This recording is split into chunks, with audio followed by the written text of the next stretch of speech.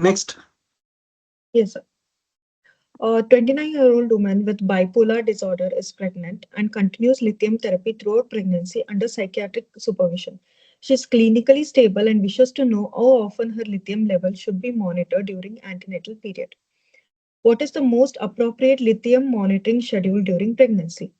Once every trimester only, every 2 weeks throughout pregnancy, monthly until the delivery, weekly uh, throughout pregnancy, every 4 weeks until 36 weeks, then weekly until delivery. What is the answer? Lithium monitoring.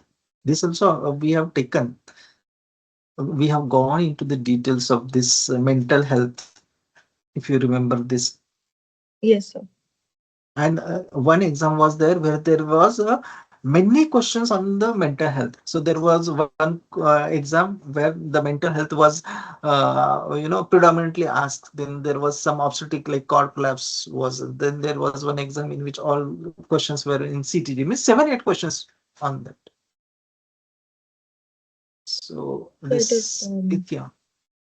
every 4 weeks till 36 weeks and weekly till delivery. Correct, correct. So that is the every 4 weeks right answer. Every 4 weeks until 36 weeks, then weekly until delivery. Okay.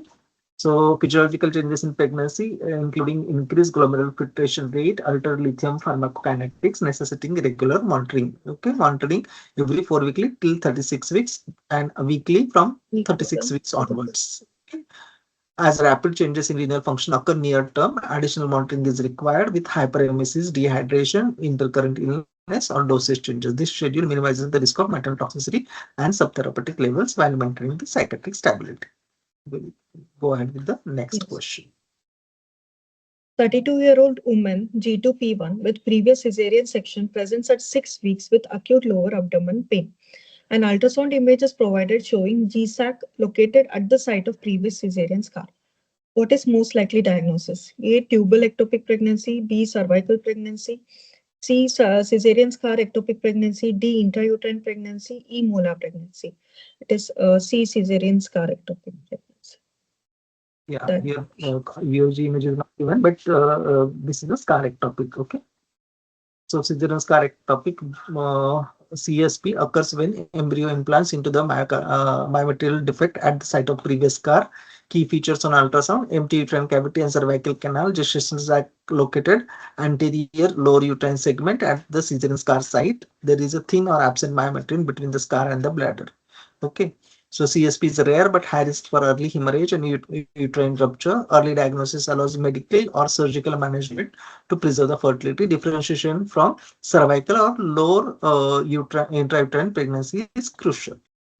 uh, Read it. 45-year-old woman presents with a long-standing vulval itching. On examination, there is white atrophic vulval lesion with loss of normal architecture, and a diagnosis of lichen sclerosis is made. What is the first line treatment for this condition? A. Clobetasol propionate 0.025% ointment. B. Hydrocortisone 1% cream. C. Clobetasol propionate 0.05% cream, topical tacrolimus ointment, or E. Clobetasol propionate 0.05% ointment. Sir, it is A. Clobetasol propionate 0.025% ointment. Doctor, answer is E. Clobetasol propionate 0.05% 0.05. ointment. Okay. So Okay. last time Yeah, when I took the lecture, I specifically insisted that please look at the concentration. Please look concentrate. whether it is the ointment or the cream. So in the examination, you will find the answers are so close. Okay. Here you see clobetasol, clobetasol, clobetasol. Where is the difference? One is ointment, one is the cream, and there is a difference in the. So your reading has to be very, very specific. Okay. Yes, sir. Then Yes. how to apply and all very particular things we have discussed this in our session. Okay. So clobetasol propionate 0.05% ointment. The first line of treatment for vulvar lichen sclerosis is ultra potent topical corticosteroid specifically clobetasol propionate 0.05% ointment used according to the structured regimen. Okay, initially daily and then tapering. And ointment is preferred over the cream as it is better tolerated on vulvar skin and provides superior occlusion. Lower potency steroids are ineffective for induction therapy. Topical tacrolimus is reserved for steroid resistant cases. Okay, and when you see white atrophic vulval lesion plus pruritus, you have to think about the light chain sclerosis. Okay, and treat with the clobetasol 0.05% ointment. Okay. Next Yeah. question. Again, this is a image based. We have not we don't have image now, but you read the question. Okay. 24-year-old sexually active woman presents with vulval ulcer noticed for past 10 days. She reports minimal pain and no systemic symptoms. On examination, there is single well-defined ulcer with a clean base and a indurated edges on vulva. What is the most likely diagnosis?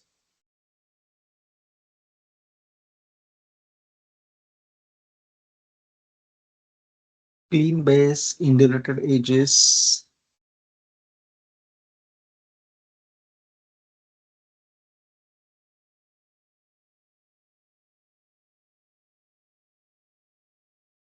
Syphilis, sir. E.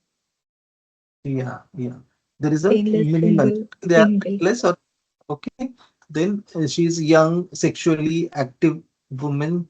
Okay, and past 10 days short history is there. Okay.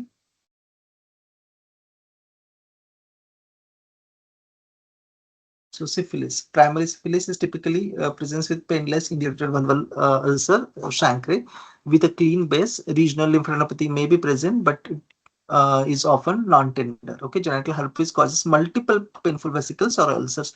Chancroid presents with painful soft ulcers with ragged edges.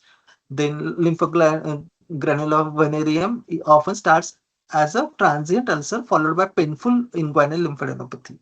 Vulval carcinoma usually occurs in older women and presents as a chronic non-healing lesion. Okay, so painless indurated genital ulcer is a sexually in a sexually active patients. Think of syphilis and unless proved otherwise. Okay,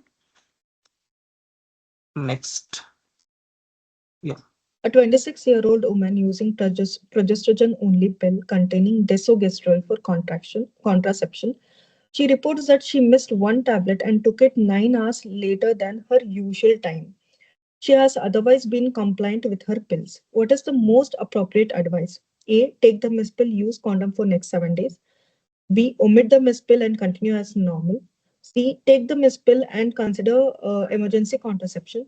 D. Stop the pill and restart after 7 days. E. Take the missed pill as soon as possible and continue the pill as normal with no additional contraception. Sir, it is E because the window is 12 hours. She has taken it correct, within 12 correct. hours. Yeah, yeah. Okay, you will get such kind of questions. Okay, so all the flow charts and the tables you should be ready from this. So take the miss pill as soon as possible and continue the pill as normal with additional contraception. Take the miss pill. Option E is the answer. Explanation is that desogestrel containing POPs, a pill considered missed only if it is more than 12 hours late. Okay, so we'll skip this as you are aware. 12-hour window is there. Next. Yes, sir. A 32-year-old woman has had a lower segment cesarean section and attends postnatal clinic requesting long-acting reversible contraception. She is considering insertion of LNG-IUS or copper IUCD. She has no complications related to surgery or infection.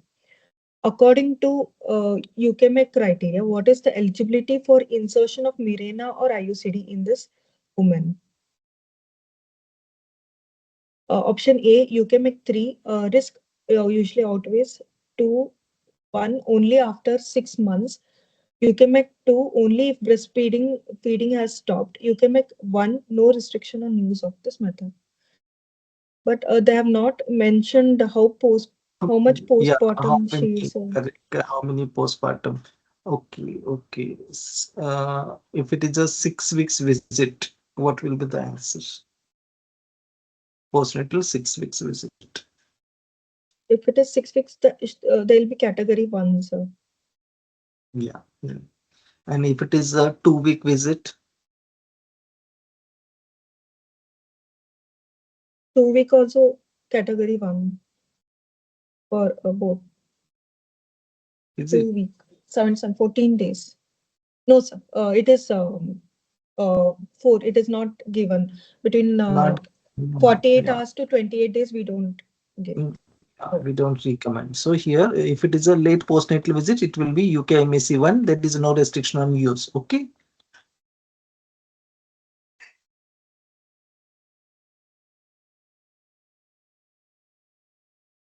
And within first 48 hours also, it is UK must be one. UKMAC. Okay. Yes, sir. Next. Forest plot from a meta-analysis is shown. Multiple studies are represented with horizontal confidence levels, and a diamond shape is seen at the bottom of the plot. What does the diamond in the forest plot represent?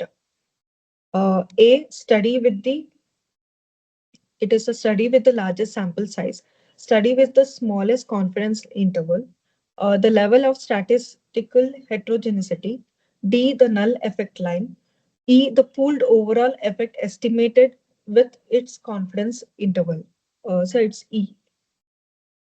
Yeah, it is the pooled overall effect estimate. Okay. So answer is E option, the pooled overall effect estimate with its confidence interval. A forest plot, the diamond represents the overall pooled effect size derived from combining all included studies in the meta-analysis. The center of the diamond indicates the summary effect estimate, that is the risk ratio or odds ratio. The width of the diamond represents the 95% confidence interval. Okay, so if they are asking about the width of the diamond, then it is a 95% confidence interval of the pooled estimate. Okay, if the diamond crosses the line of null effect, the overall result is not statistically significant. Okay, diamond is equal to pooled effect plus confidence interval in meta-analysis. Okay, so if they are asking about the width of the diamond, then it is a 95% confidence interval of the pooled estimate. Okay, again, next question on the forest plot. A forest plot from meta-analysis is shown. Individual studies are represented by black squares with horizontal lines extending from them. What is the significance of black square in a forest plot? A, it represents pooled overall effect estimate. B, it represents confidence level of the study. C, it represents line of no effect. D, it represents level of heterogeneity. And E, it represents point estimate of an individual study with size proportional to study weight. Now they are asking about the black square. Black So the square. first question was about the This diamond. E, point estimate. It represents point Yeah, estimate.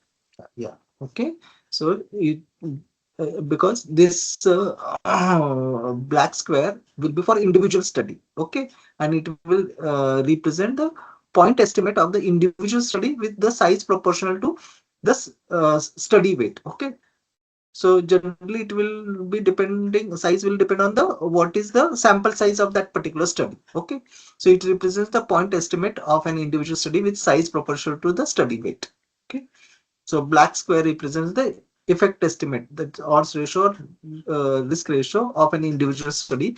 The size of the square reflects the weight of that study in the meta-analysis. The horizontal line passing through the square indicates the 95% confidence interval for that particular study. Black square equal to individual study effect estimate and bigger square equal to greater weight. Next. Yeah. A 32-year-old, sir, I'm Sorry. not able to see. Yeah. Just a moment. Just a moment. Yeah. Hmm. A 32-year-old woman presents with PPROM at 31 weeks gestation. She is clinically stable. CTG is reactive. There is no uterine contraction. The liquor is clear. There are no signs of infection or fetal compromise. What is the most appropriate management plan? A, immediate induction of labor. B, elective cesarean section at 34 weeks. C, expected management until spontaneous labor. D, induction of labor at 34 weeks. E, induction of labor at 37 weeks. It is PPRM at 31 weeks. Okay.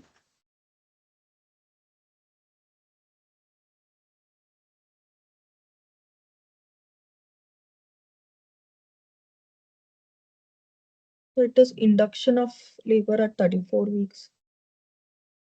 No, it is induction of labor at 37 weeks. Okay. If it is after 34 weeks, then we might consider, but for this, they have divided PPROM below 41. 34 weeks and above 34 weeks. Okay. Here the answer is induction of labor at 37 weeks in women with PPROM before 34 weeks who are clinically stable with no evidence of infection, labor or fetal compromise. Expected management is recommended to reduce neonatal morbidity associated with the prematurity. If the pregnancy remains uncomplicated, planned birth at 37 weeks is advised due to or advised to reduce the risk of ascending infection while avoiding complications of prematurity. Immediate delivery is reserved for chorioamnionitis, fetal compromise, or labor. Routine delivery at 34 weeks is not recommended if both mother and fetus remain stable. Okay. So Yes. below 34 weeks, expected management, planned delivery Management at plan for 37. delivery at 37 weeks. Next. A 6-year-old girl presents with perineal itching that is worst at night. She has been scratching the area frequently. There is no vaginal discharge or fever. A sister who lives in the same household has developed similar symptoms. On examination, there is excoriation around the perianal region. What is the most likely diagnosis? A. Vaginal foreign body. B. Bacterial vulvovaginitis. C. Threadworm infection. D. Eczema. E. Allergic dermatitis. That is C. Threadworm infection. Yes, yes. Sometimes they may confuse by giving some like she has got a stepfather or stepmother or something like that, and we may get confused with other options also. But here it is the itching which is worse at night. Okay, and there is no vaginal discharge or fever. So this particular history we need to, and her sister who lives in the same household has a developed similar symptoms. Okay, so these particular words are going to be important. So the correct answer is threadworm infection or enterobius vermicularius. So threadworm infection hallmark symptoms will be nocturnal perianal itching due to nocturnal egg laying. Clue to the diagnosis: more than one child affected in the same household.